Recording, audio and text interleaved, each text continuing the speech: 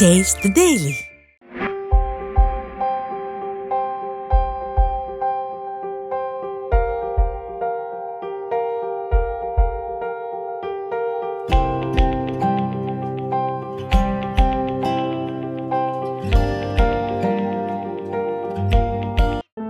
அரபிக்கடலில் கடலோரம் அது.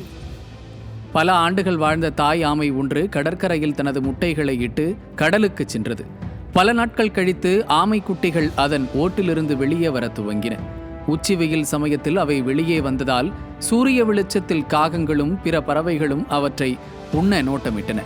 பல ஆமைக்குட்டிகள் அவைகளுக்கும் இரையும் ஆகின. இதனை கவனித்த ஒரு ஒற்றை ஆமை குஞ்சு வேகமாக ஓடியது. கடல் அலை மிகவும் வேகமாக உள்ளது. தனது உடன்பிறப்புகள் பலரும் பறவைகளுக்கு இரையாகிக் கொண்டிருக்கும் வேளையில் இது தன் உயிரை காத்துக்கொள்ள தனது இலக்கான கடலை அடைய என்னென்னமோ செய்து ஓடுகிறது. கடலை சென்று தொட்டாலும் வேகமான அலையால் மீண்டும் கரைக்கே தூக்கி வீசப்படுகிறது. பலமுறை முயற்சி செய்து அதனால் கடலுக்குள் செல்ல முடியவில்லை. இப்பொழுது அதன் கண்முன் இரு சாய்ஸ்கள் உள்ளன. ஒன்று, சோர்ந்து போய் தோற்றுவிட்டோம் என முடிவு செய்து கரையிலேயே தங்கி பறவைகளுக்கு இரையாவது. மற்றொன்று, போராடி எப்படியாவது கடலை அடைந்து காலமெல்லாம் கடலுக்குள் வாழ்வது. தனக்கு என்ன வேண்டும் என முடிவு செய்தது. போராடியது, கடலுக்குள் சென்றது.